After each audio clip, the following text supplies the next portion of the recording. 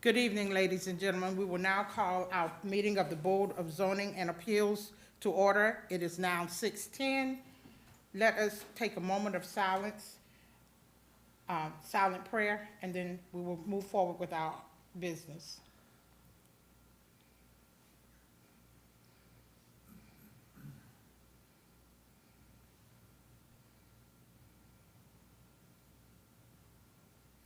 Amen. Our first order of business, since we will postpone our election of chairperson and vice chair to our next meeting, since we don't have full membership.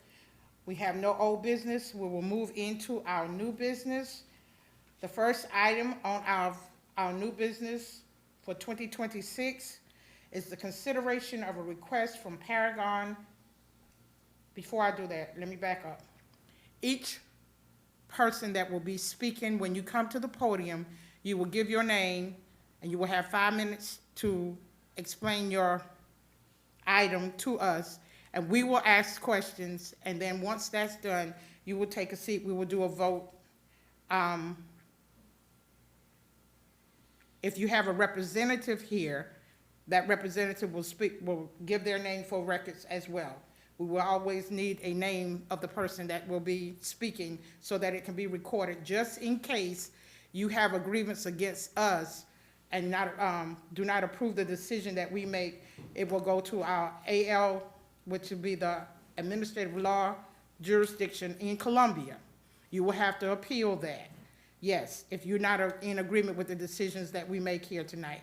Just wanted to point that out. So everyone that steps forward to the podium, give your full name and who you're representing. Before we do any of that, I am Desiree Chavis, chairman of the Board of Zoning at this point in time. To my left, I have Mr. Leonard Huggins. To my right, far right, Mr. Willie Woodbury and Mr. I call him Buck. Lucky Bucky. What's his name? Lucky Buck. Okay, Lucky Buck. But anyhow, we are the board that is sitting before you this afternoon, and then you have Mr. David Epting and his Russell. Stroh-Snyder. Okay, all right. I didn't know his name. But these are your board members for today. And like I said, we will be making the decision, and if you don't agree with our decision, you will have that right. We will send you everything, and you will have that right to appeal to the AL judge in Columbia, okay? Our first item on, okay. Okay, everyone that's going to speak, do we have any persons that are speaking against any item in opposition? Okay. Yes, okay. Okay, we will give, they get a chance to speak. Yes. Yeah, you get a chance to speak as well. Everyone will have a chance to speak. But I just want to let you know, 5 minutes, we give everyone 5 minutes. And then if we need to ask you questions and you need to come back up, then we will give you that chance to speak again. Any questions from any board members? No questions. Okay, all right, we'll proceed with the first item. The first item on our agenda is the consideration of a request from Paragon Incorporation of South Carolina LLC for a special exception and parking variance to the property at 237 and 245 Maxey Street, Orangeburg, South Carolina, 29115. Tax map number 0173-15-14-034. 0.000 and 0173-15-14-033.000 to be used for rooming/boarding for housing students. Okay, do we have a representative from Paragon? Can you step to the step to the mic, or state your name for the records. DeQuincy Edwards, developer with Paragon Development. DeQuincy? DeQuincy Okay, Edwards, you got it? Edwards, All right. gotcha. Good evening, board. Good evening. The Maxon Street project is a new student housing project. We are partnered up with South Carolina Foundation and the South Carolina State University for new student housing. Many articles have been written, you know, basically that they need housing in the city of Orangeburg for the two universities. And we are partnered with South Carolina Foundation. They handle all the off-campus housing.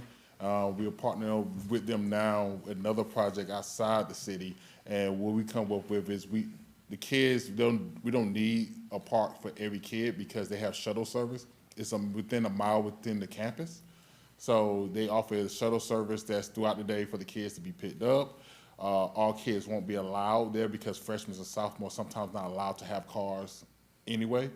And another thing we allow at the property is e-bikes and scooters that's less than a mile to get to the South Carolina State campus.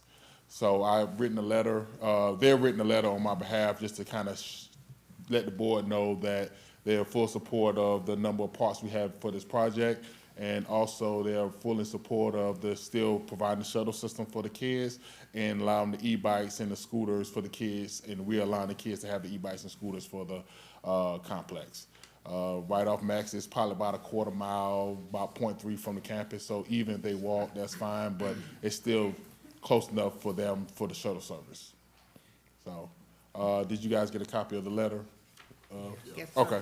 Okay. What I forgot to do before I let you speak, Paragon Development of South Carolina LLC, who is the developer, submitted an application requesting approval for a special exemption at 237 and 245 Maxon Street. The request is to allow a rooming, boarding, home, group housing, dormitory used at this location. The building will be a two-story building consisting of 3 units containing 6 bedrooms per unit.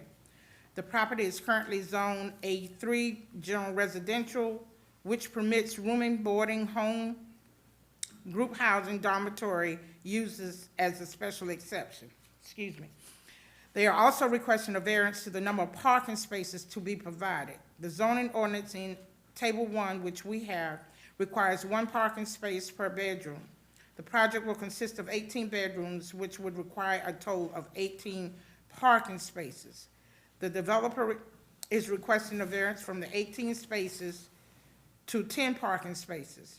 The reason for the request is because the developer is working with South Carolina State University Real Estate Foundation in providing safe, accessible, and well-managed student housing for the universities in Orangeburg.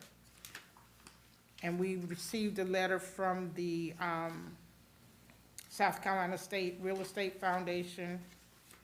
Board members, you have any questions for Mr. Quincy?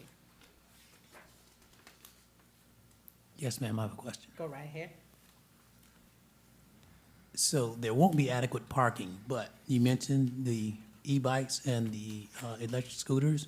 Will there be designated parking for those services? No, we allow them to have them in their rooms. So they actually the kids bring them inside their rooms currently. So that's how they kind of keep it. Each room has its own bedroom, bathroom, and closet, and they just lock them inside their room. Thank you. Okay. Mr. Woodbury, any questions? Mr. I reckon I need to just say for the record that I hate that you can't get enough parking places in here, because what's going,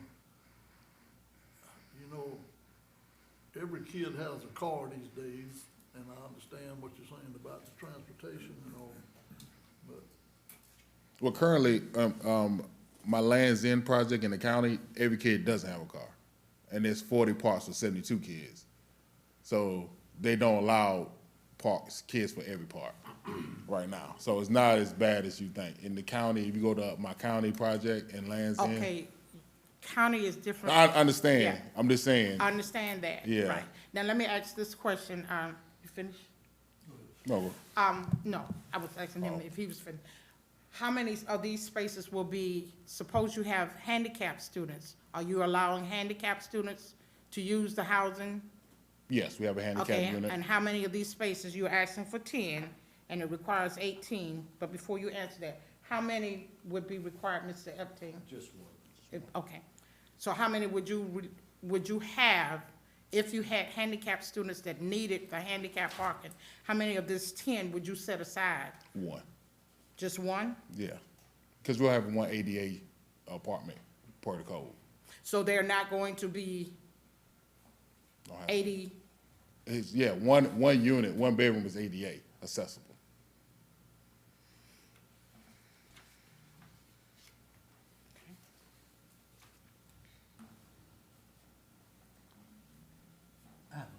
go ahead. So the parking for the handicap parking, that's included in the 10? Correct, So you're gonna have 9 plus the handicap. plus the handicap? Yes.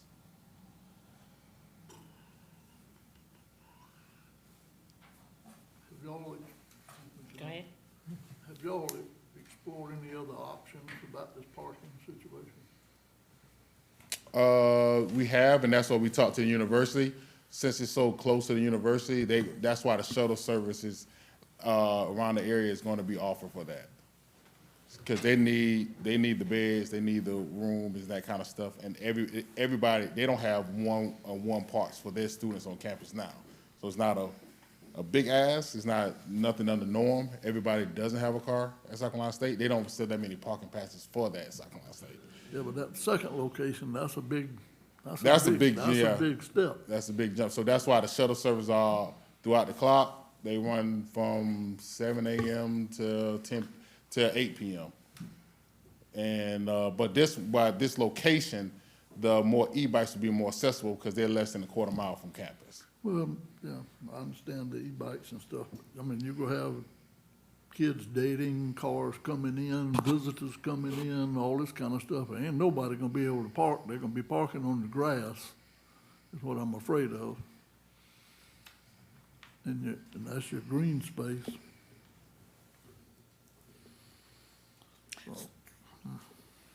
Anything?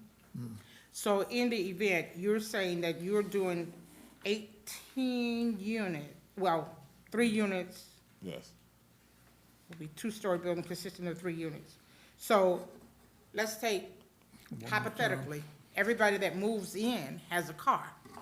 It won't be the case because we get to choose the students who moves into the properties. They have to be a student of the university. Understand that there's students at South Carolina State. Yes. But what I'm saying is, everybody that comes to decide I'm saying they have hypothetical situation. The students that come and apply for housing and they have a car, what are you gonna tell them? If there's 18 students with the one handicap and they have a vehicle, what are you gonna do? You gonna turn them down? Well, no, South Carolina Foundation handles that. They assign the kids to So the what I'm property. saying is, they will be the ones. They'll be the ones who say, this is how many parking spots available, and these how many parking passes are there. So they will be the ones to turn the students down. Yes, if they'll turn them down, but yeah, they'll be the ones who Well, if they assign the have a car, students. if it's Yeah, 18 of them and they have a car. Yeah. And somebody wants to rent one of the apartments or the complexes, and they say, well, we only have space for 10 students to park with one handicap, so that means the other ones, the other other 7 will not be able to park, right? yeah, and then sometimes there'll be lower class kids, because freshmen and sophomores are not allowed to have cars on the campus. Excuse me, Yes, Go sir. ahead. will the foundation have any other parking designated? In other words, you want to live in this complex here on Maxey Street, but we don't have a parking space for you in this complex. However, you can park at the Buckley Street, whatever, you know. I'm asking, do they have any other designated parking space? I say overflow, I guess. No, right now, they don't. They just assign the kids, and they set that up, how to do that. So they won't run into that situation. So that's why right now, they are handling all the off-campus campus for the university, and they handle all that, so it won't be a situation like that. Okay. Go, yes, sir, go ahead. So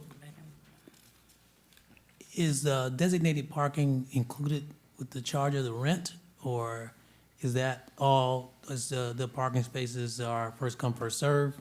So no, so the foundation handles that. They actually they give out parking permits for the kids. Okay, So- and you do not have a representative from the Real Estate Foundation here? No, I do not.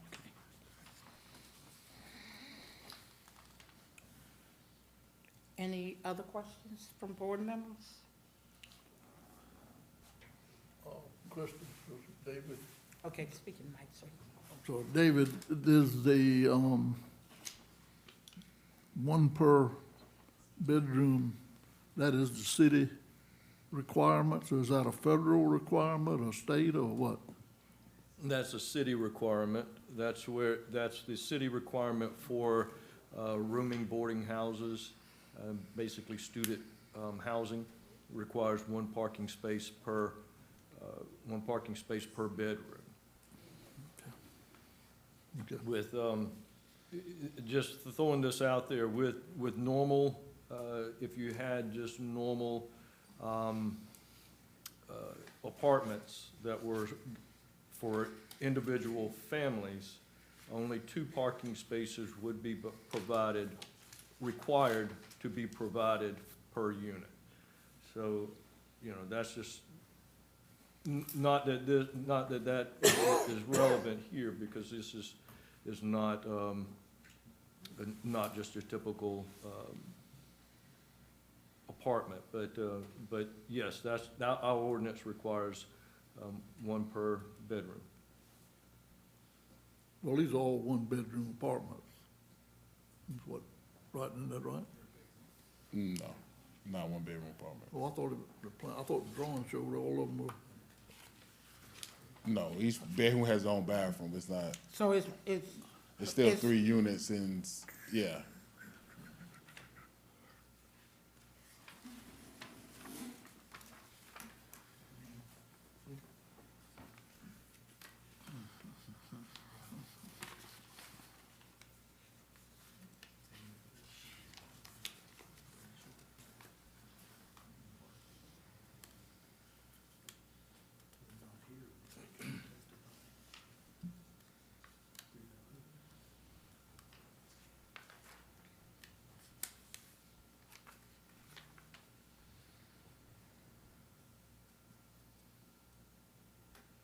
okay, thank you, sir.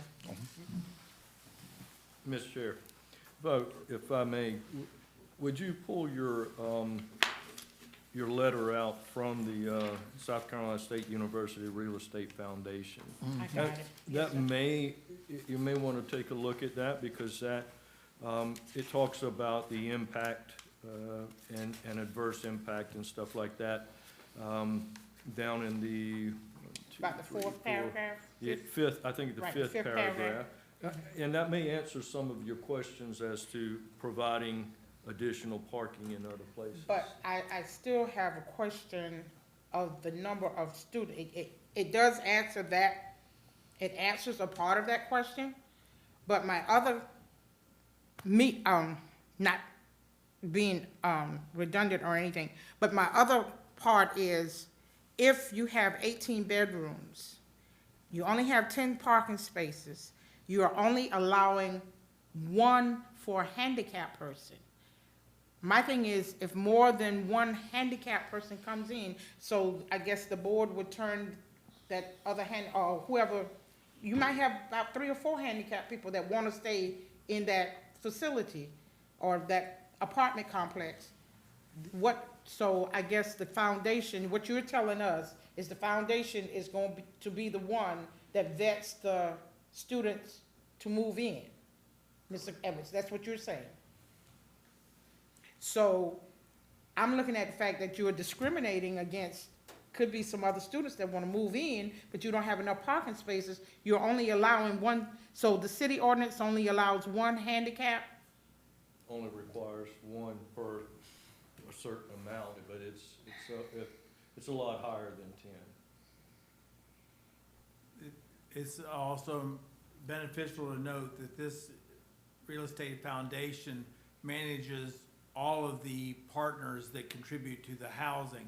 So, there are multiple places that they place these students, some with parking spaces, some without parking spaces. So they will place the students, according to the student's ability to adapt to that location. If they have a car, they may not end up in this location because of no spaces. They would be placed somewhere But else. that, I think that's what Mr. Lucky asked the question, Right. and it was said no. Well, that's just exclusively for this location. What these guys are saying is that they feel that this property will be adequately served with the 9 and 1. They won't actually be discriminating because they can place other students, handicap or otherwise, in multiple locations. So it may not be this spot, but it might be a different location. And like I said, the foundation manages 1,000. Yeah. All right. Is the board ready to take a vote on this one? Can we don't have a quorum? I need, do what now? We don't have a quorum. It just depends on how the board. Can I get a motion? I have one more Go- question, Ms. Davis. Go ahead. It seems that the Real Estate Foundation makes a lot of decisions here that, and can answer some of these questions that I don't know that Mr. Edwards can tell us. I mean, it would be interesting to find out how they plan on managing this and understand what's being said here about they can place students other places. You know, what happens, I mean, there's no overflow parking, so if there is 10, 12, 14 cars there, I mean, where do the extra cars go? You know, maybe they're visiting, you know, maybe they're dropping off or picking up or whatever the business might be, studying, I don't know. What does it look like when you have more parking than you have spaces? You know, how does that affect, you know, the rest of the neighborhood? I mean, I have no idea. And that's why we're asking the questions, and as far as the city is saying, is that they only have to have one. If we look at our, chart, one per, one per bedroom, one parking per bedroom. That's right, But if you got 2 people in that bedroom, right. I'm just saying, if you got more than one person in one of these rooms and they have a car, so, and I understand what you're saying, Mr. Huggins, that, and I'm really wanting to say that the information that we have, the foundation wrote a letter, but we don't have anyone from the foundation to answer some of the questions that we have. So I'm going to let the board, put it out for a motion to, item 1 is the consideration of a request from Paragon Incorporation of South Carolina, LLC, for a special exception and parking variance to the property at 237 and 245 Maxey Street, Orangeburg, South Carolina. Tax map numbers 0173-15-14-034.000 and 173-15, -14-033.000 to be used for rooming, boarding, housing for students. I ask the board if there's a motion. Go ahead. Before we make a motion on that, does the board feel like having a member from the foundation come before this board, would that help us any? I don't know what Mr. Huggins was That's going to what say before you, go ahead. And my question is, can we table this pending further information? Okay, all right, So that would be my motion, if we're allowed to Okay. do that. Okay. And so I would who- second that. motion. Okay, motion has been made to table it until we get some more information from the foundation. Is that what I'm hearing? My motion is to table this request pending further information from the South Carolina State University Real Estate Foundation. Okay. Okay. The motion was to table this request until we receive further information from the foundation. And the motion was made by Mr. Leonard Huggins, second by Mr. Willie Woodbury. All in favor? Show of hands. All right. Motion carried. We will get back with the foundation, and then we will bring this back again. Okay? Thank you.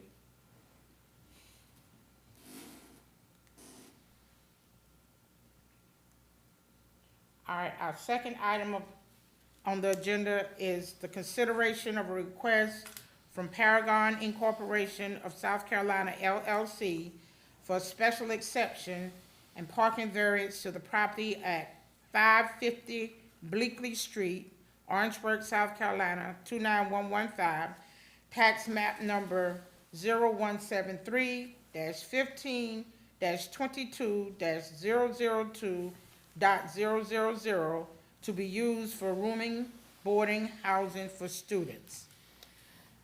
The letter from Paragon reads as follows. Paragon Development of South Carolina LLC, the developer, submitted an application requesting approval for a special exception at 550 Bleakley Street.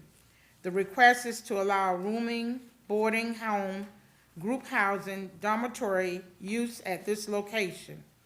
The property will consist of 4 buildings. The buildings will be 3-story buildings consisting of 6 units containing 5 bedrooms per unit. The property is currently zoned B1 General Business, which permits rooming, boarding, home, group housing, dormitory uses as a special, special exception. They are also requesting a variance to the number of parking spaces to be provided. The zoning ordinance in Table 1 requires 1 parking space per bedroom. The project will consist of 120 bedrooms, which would require a total of 120 parking spaces. The developers requesting a variance from the 120 spaces to 57 spaces. The reason for the request is because the developer is working with South Carolina State University Real Estate Foundation in providing safe, accessible, and well-managed student housing for the university in Orangeburg. Board members of, Mr. Edwards, who's speaking on that one? It's the same thing, so.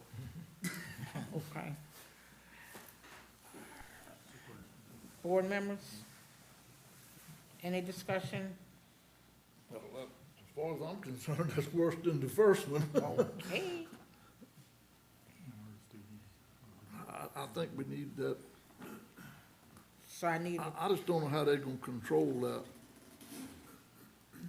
I think, again, we need to hear from that real estate foundation, because what it comes down to is, are we going to provide beds and safety for the students, or are we going to provide them with the luxury of parking and so forth? Are we going to save the communities by not having all this overflow traffic in the streets and everywhere, you know? Or what are we going to do? We need to cut the number of beds that we're trying to offer? Or do we need to figure out more parking? Or just, I think we need to see what that foundation is thinking when they suggested this or agreed with this. So that would be my suggestion, that we would table this one as well. okay, I need a motion. Make a motion. I move that we table this until we can get some information from the South Carolina State University Real Estate Foundation. All right, I second it. okay. Motion has been made to table this request until we get more information from the South Carolina Real Estate Foundation. All in favor? It's been moved and properly moved by Mr. Woodbury, seconded by Mr. Leonard Huggins. Can I get a vote on that one? Motion to table, okay? All right, motion carried. So we will table both of these for Paragon until we get more information from South Carolina Real Estate Foundation, and then we will bring it back to the board. All right? Thank you very much. Our third item is the consideration of the request from Hillside Legacy LLC to grant a variance to the side yards and rear yard setbacks for new constructions at 128 Cloister Lane, Orangeburg, South Carolina, 29115, tax map number 015120-20, -024.000. Do we have a representative? Okay. And then, after he speaks, we have members of the community that would like to speak? Okay, all right. Hello, everyone. My name is Fred, F-R-E-D Wilson, representing Can- Hillside oh, Legacy. Okay, hold on one second. Can you hear? Okay, thank you. No, speak up, But we can. yeah. Yeah, there you go. Fred, F-R-E-D Wilson of Hillside Legacy, LLC. I am requesting that I can go over just a little bit of the setbacks that's slated for Wells Forest subdivision. We are outside of Wells Forest subdivision guidelines, but we are within the city of Orangeburg city guidelines. So I just want to know if I can, this is just my property only, it would not affect my neighbors to the left or the right anyway. It will not hinder them, prevent them from doing what they have to do with their property. So I just, in the rear of the property on 128, want to go over slightly, or actually this is in the front, I want to go over slightly 2.5 feet on the left side, just a little bit, just a piece of, just a little corner, not the whole house, just a small piece of it. And then in the, on the other side, in the, towards the rear of the home, I want to go over just 1 foot. And then in the back, I want to go over 6 feet, which, like I said, there's no body in the rear, so it's just wooded area. It won't affect any of the neighbors in the back either. So that's my request for this particular property. Like I said, there will be no hindrance from our neighbors from the left or the right. Okay, and I forgot to read his letter. I'm sorry. No, you're fine, young lady. Hillside Legacy LLC, who is the developer, submitted an application requesting approval for a variance to the side yards and the rear yard at 128 Cloister Lane. The subdivision was granted variances to the front yard setback, the side yard setbacks, and the rear yard setbacks when the subdivision was created. The setbacks are as follows. On the front, 20 feet, the sides totaled of 18 feet with a minimum of 8 feet on one side. Rear was 20 feet. The developer is requesting a variance to reduce one side yard setback to 6.5 feet plus or minus, and the other side yard setback to 6 feet plus or minus. This would make the total of the side yard setbacks 12.5 feet with a minimum of 6 feet for one side. They are also requesting a variance for the rear yard setback. The request is for a variance to reduce the rear yard setback to 9 feet plus or minus. Board members, any discussion? Any questions for Mr. Wilson. Wilson? And also, I would like to say too, I have a picture if y'all want to actually see what it exactly, We have, oh, okay, yeah, we have that. okay. Okay, go ahead. Mr. Woodman, you know, these setbacks were set up when this subdivision was, set up. Mhm. And, I had built several houses in there. And I had to abide by the setbacks. Yes, And we designed houses to fit the lots we built on. specifically for that lot. I was just wondering, have y'all tried to readjust your house some to, try to find another footprint that would fit that house, fit that lot? Because those are very small lots in there to start with. And, you know, I'm real concerned about each of these setbacks that you've got that you're applying for. Yes, I looked at other plans that I put on there. If I shrink the house, because if we go too far, we're removing key items within that house that'll make it functional. So I can't remove certain items with these particular plans. If I go with a different plan, then it's a lot smaller to fit within the setbacks, but it's a lot smaller. And I don't want to lower the property value of the home. Plus, there was a particular house in this subdivision that had to come to this board that's outside of the setbacks. So it's city records that there was a particular house that's in that particular subdivision currently that's outside the setbacks, and it was approved still to be built. Is that lot gonna be, bricked in, brick fence around it, or some of them have brick fences? Correct. around I will follow the same aesthetics of the subdivision. But that's gonna, to me, I think that's putting you awful tight on your sidelines and all of that, and I've noticed, I actually went out there and looked at the lot. That first one was, there's a house right behind it, and of course, you're backing the house up too. I do have a problem with that. So the house for 128, in the back of it, you can see where the tree line stopped. So I would not be anywhere close to that. I think that house is probably Well, 20, it's 30 just- feet away. I'm just saying this back there, I can see it through the woods like, but I just have a problem with the, not designing the house that actually fits the lot, because like I say, I've been involved with that before, and it gets tough sometimes. Not just in that subdivision, I've done other ones too that I had to abide by all these 18-foot total measurements and all that, the 20-foot setback. And, like I say, it got tough sometimes, but we did it. Yes, but please keep in mind that the subdivision, the developer who developed these, they made these lots smaller than what the city requires. So we're still within the city guidelines. We're just not within their guidelines. So I think we still will be able to fit with no problem. It's just, they wanted to, I guess, give more yard space. That's my assumption, the reason why they did that. I can't speak for the developer who did these before me. I can just speak of what I know right now.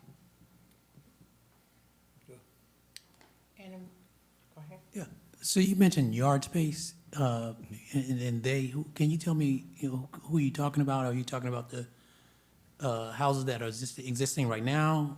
Yes, the houses that are existing now. So these setbacks that you're requesting, I'm assuming you would be approaching on anyone's property? No, I would not. No, Okay. nowhere near anyone's property.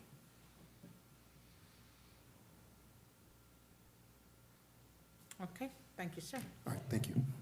At this point, we will open it up for,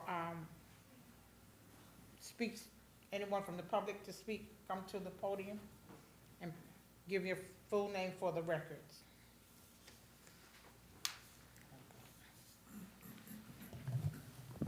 Martha Burleson, and I have a house on the other side of Blair Lane from that subdivision, and it's about 4 acres.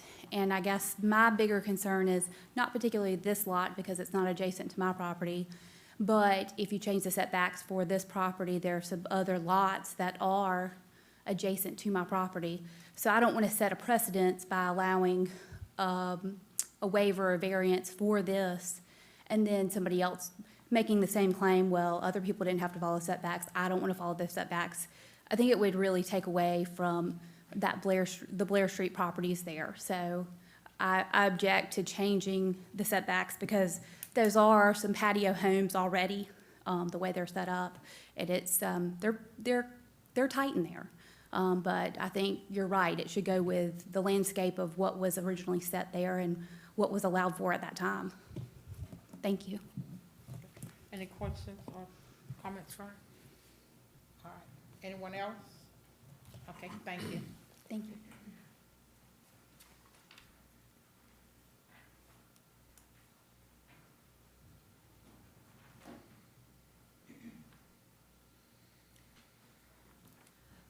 Good evening. My name is Cheryl Nugent, and I have a short thing.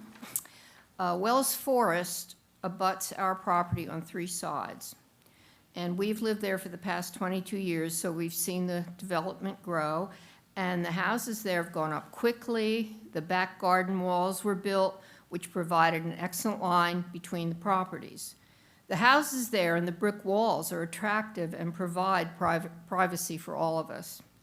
Building houses that do not conform to the current design will ruin the appearance, in my opinion, of the development. There is a house there that does not conform, but it abuts or it backs to Hillsborough Road, not a private property. If the reason for this variance is to build larger houses, making smaller backyards, it will not only be less attractive, it will infringe on everyone's privacy. I would also like to say, Mr. Wilson, living in North Carolina, has no vested interest in Orangeburg or our community, but his only interest is profit, and in this case, I would say that it is at our expense. Thank you.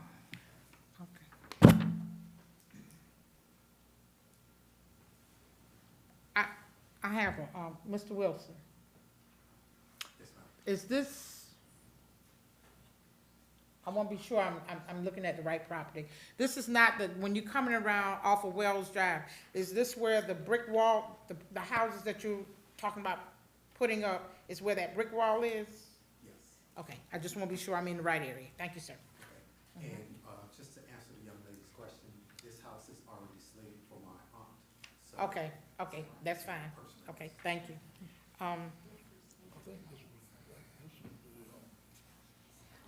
This was the third lot on the right, wasn't it, Mr. Wilson? the 4th lot on the right. The 4th lot on the right. Fourth lot, 4 lots in, okay. That's right, you're right. There were 3 houses, and then this is kind of, as you make that turn, that's right there on the right. It backs up to the Nugent property.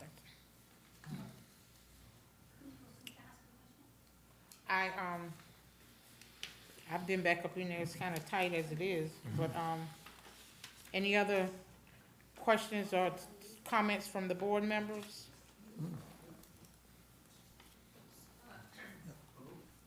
No questions from me. Okay. Come to, Good evening. good evening. My name is Alan Nugent. I'm the other half of the team that you are hearing from. My wife Cheryl spoke first. Just a quick reinforcement of what my wife said and what this board member said. This is a planned community. The houses all are very well built. They have adequate space inside and, I would say, outside. The plan that Mr. Wilson is putting forth, I think, is going to reduce the yard space around any home that's built there to an unacceptable size, much too small. It's also going to bring those properties closer to neighbors' properties, and we've already had some concerns with Mr. Milson on that issue. So I would just hope that the board would take history into account and look at the planning that has been done, which is good, and try to maintain that. Thank you.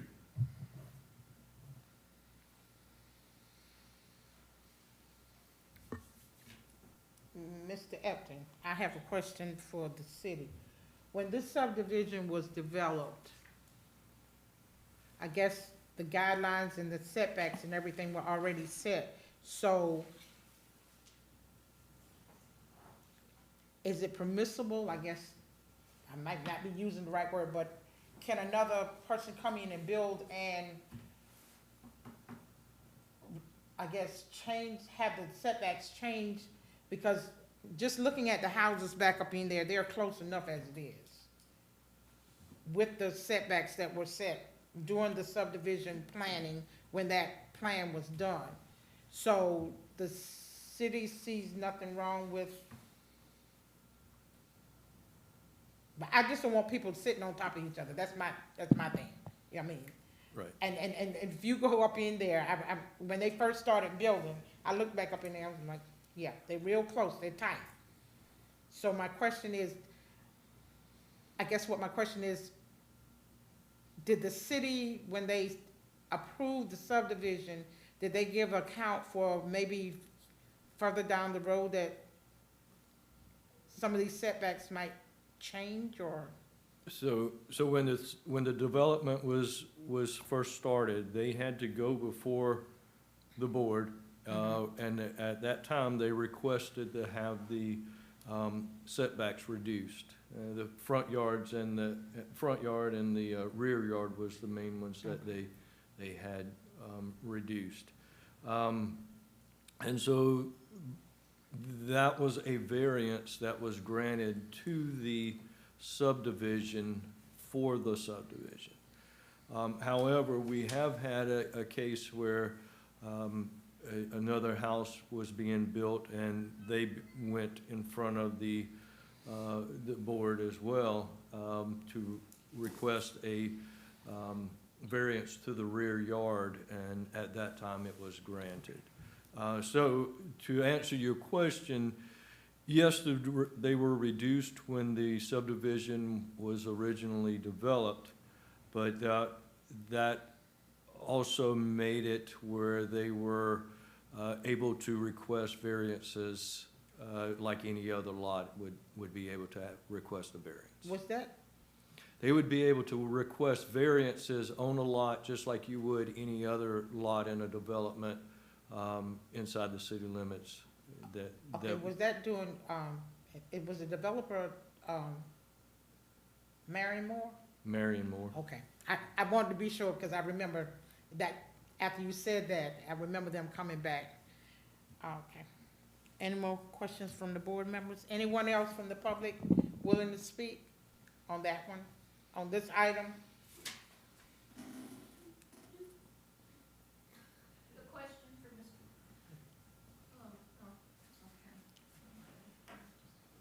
Generally, I don't do that, but.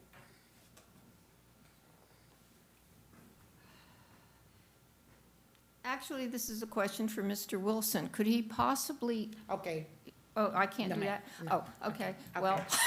okay. Then I I'll just- thought you had another question for the board. Well, I'll just then comment on what Mr. Epping said, and that is, there was a variance, and they condoned it for a house, a larger house to be built, and it faces, as I said before, Hillsborough, and does not infringe on other Okay. properties. Okay, all right, thank you.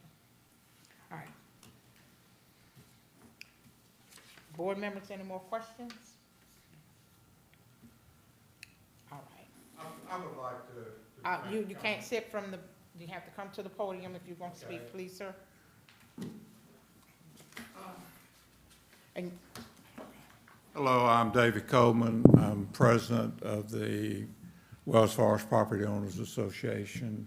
okay, And we approved the houses that Mr. Wilson is proposing in April of last year. And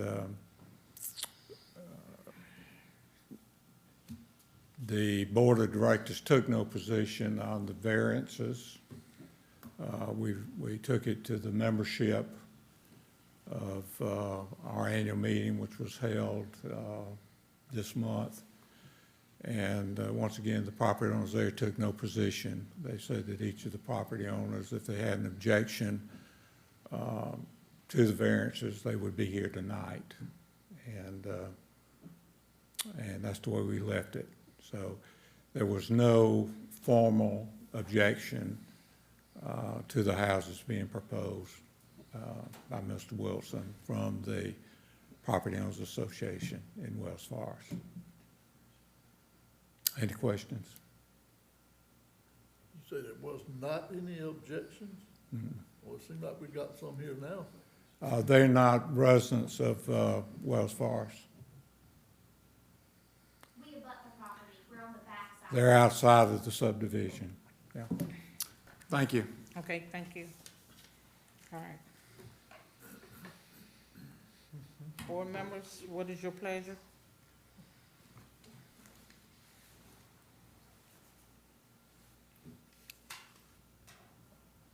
I make a motion that we grant the variance to Fred Wilson. I second.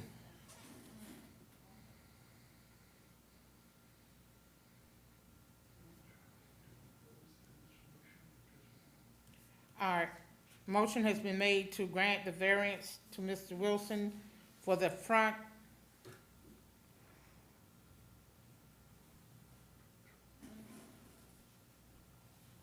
okay, Number 3. to the side yards and the rear yard setbacks for the new construction at 128. Let me read this again. The consideration of a request from Hillside Legacy LLC to grant a variance to the side yards and rear yard setbacks for new construction at 128 Cloister Lane, Orangeburg, South Carolina, tax map number 0151-20-05-024.000. The motion to grant the variance has been made by Mr. Leonard Huggins and second by Mr. Willie Woodbury. All in favor, raise your right hand.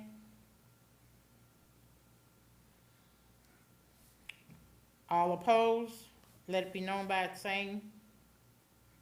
Any abstention?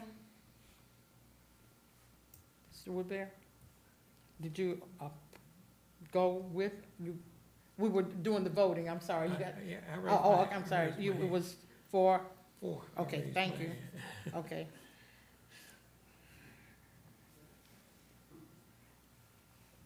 All right, we had 2 for and 2 against, so the motion did not pass. All right. Item number 4.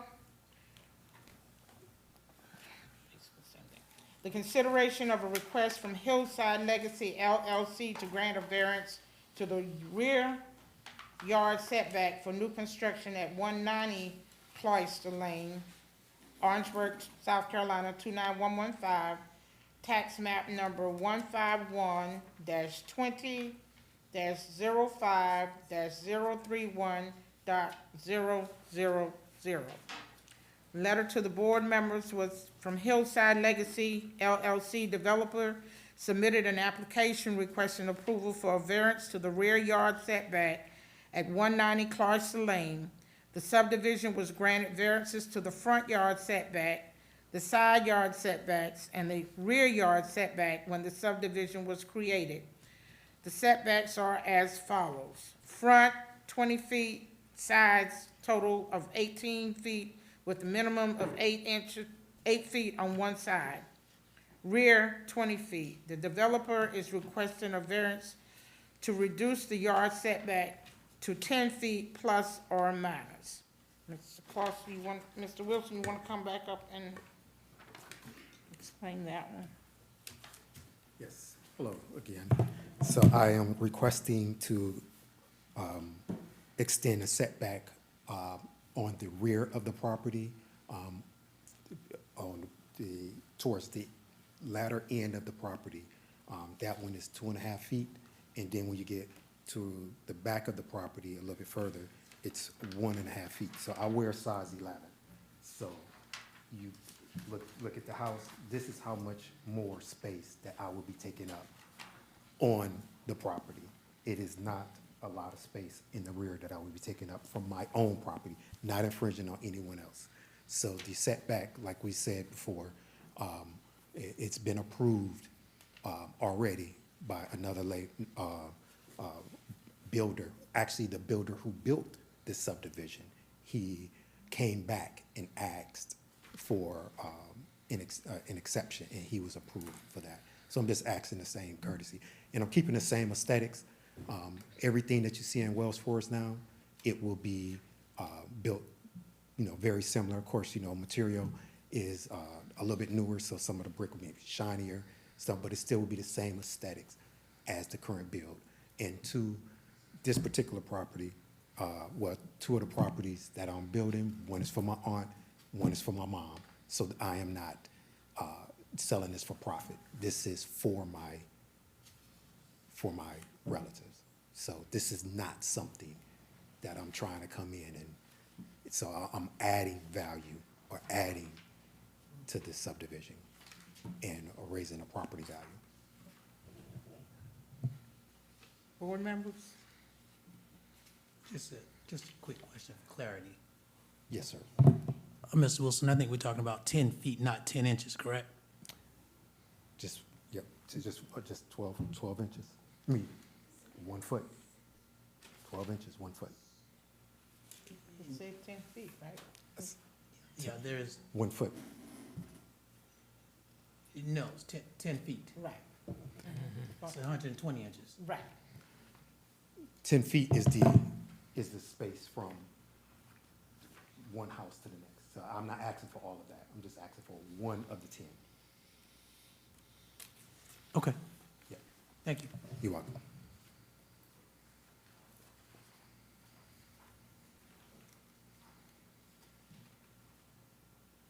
Any other questions from board members?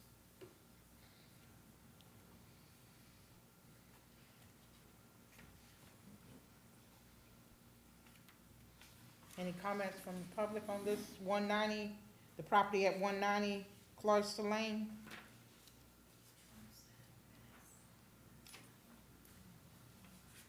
So, Hello again.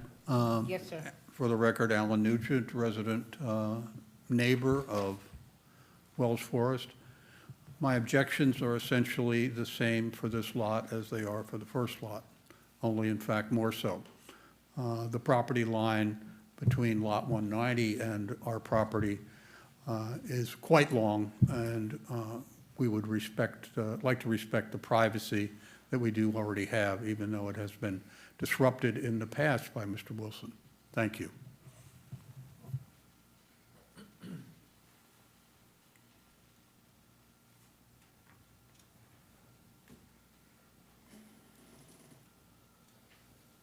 Any other comments from public? And more comments from board members? Can I get a motion for the consideration of a request from Hillside Legacy LLC to grant a variance to the rear yard setback for new construction at 190 Cloister Lane, Orangeburg, South Carolina, 29115, tax map number 0151-20-05-031.000. May I have a motion, please?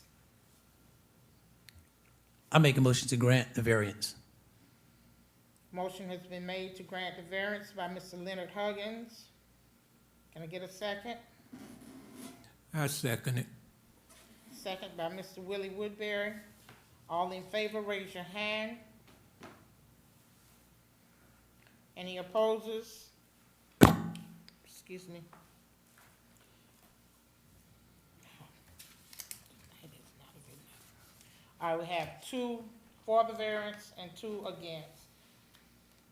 Mr. Wilson, being that your variance has not been granted, you will see Mr. Epting when he does the minutes, and if you'd like to appeal to the LA, that's Administrative Law Judge in Columbia, you will have that right to do so, all right? If there's nothing else, Mr. Epting, do you have anything else for the board tonight? No, ma'am. Okay, there's nothing else, meeting for Board of Zoning Appeals, January 29, 2026 is adjourned.